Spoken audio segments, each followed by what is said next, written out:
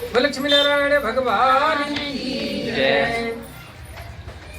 एक बार नैमिषारण्य में एकत्र आर्यावर्त के 88,000 महर्षियों ने मुनिश्रेष्ठ जी से सूत जी से पूछा कि हे मुनिश्रेष्ठ, कलयुग में मनुष्य वेद विद्या रहित धर्म विरुद्ध आचरण करते हुए पापों के बोझ के तले दबता जा रहा है।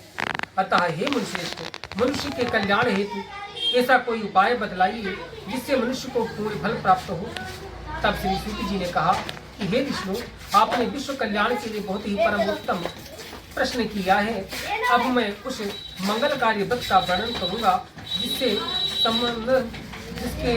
संबंध में एक बार महर्षि नारद जी ने श्री भगवान सत्यनारायण भगवान से पूछा था और उन्होंने नारद जी से कहा था, आप उसे सुने। महर्षि नारद जी मानव कल्याण की इच्छा से विभिन्न लोकों में घूमते हुए भ्रमण करते हुए एक दिन पृथ्वी लोक पे आ पहुंचे।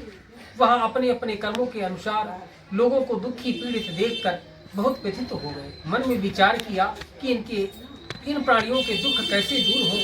ये उपाय सोच करके विष्णु भगवान के सामने उपस्थित हो गए। वहां नारद जी श्वेत वर्ण 4 भुजाओं वाले शंख चक्र पद्म धारण की हुई भगवान सुषद देव के इस भगवान विष्णु से स्तुति करने लगे और कहा है, हे नारायण, आप सर्वशक्तिमान हैं, सृष्टि के पालन करता है। आपका कोई आदि मध्य और अंत को नहीं जानता। आप सृष्टि के कारण कण कण में विद्यमान हैं और अपने भक्तों को मनवांछित फल देने वाले हैं। इस प्रकार आपको नमस्कार करता हूँ। नारद जी की इस प्रकार की स्तुति सुनकर भगवान विष्णु मुस्कुराते हुए बोले कि हे नारद, निसंकोच होकर कहो, आपका आगमन किस लिए हुआ है। तब नारद जी ने कहा, मृत्यु लोक में प्राणी अपने अपने कर्मों के द्वारा अनेक प्रकार से दुख भोग रहे हैं, पीड़ित हो रहे हैं। मुझ पर अगर कृपा करते हो तो कोई ऐसा उपाय बतलाइए जिससे थोड़े से प्रयत्न करने से ही इन संसारिक मोह माया से छूटकर ये प्राणी वैकुंठ को प्राप्त हो, इनके सारे दुख दूर हो। तब विष्णु भगवान ने कहा कि हे नारद, अब मैं ऐसे व्रत का वर्णन करने जा रहा हूँ जिसे करने से विश्व के सभी स्त्री पुरुषों को पापों से मुक्ति मिलेगी, निर्धनता नष्ट होगी और मनुष्य आनंद पूर्वक जीवन यापन करेगा।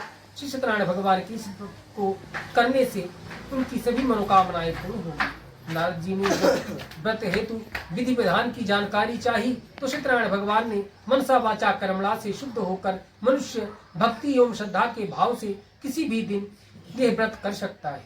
नैवेद्य आदि भक्ति भाव से अर्पित कर ब्राह्मणों को भोजन करावे तथा उन्हें द्रव्य दक्षिणा आभूषण आदि देकर विदा करे। इस प्रकार की सत्यनारायण भगवान की आराधना करने से सभी कष्टों से मुक्ति पाकर वो अंत में धन संपन्न होकर और सुखी होकर आनंद पूर्वक जीवन यापन करता है। इसी सत्यनारायण व्रत कथायाम प्रथम अध्याय लक्ष्मी नारायण भगवान की जय। भजमन नारायण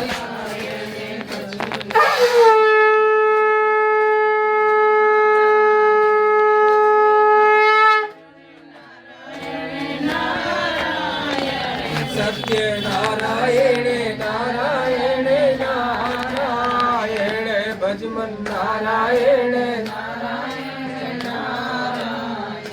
लक्ष्मी नारायण नारायण नारायण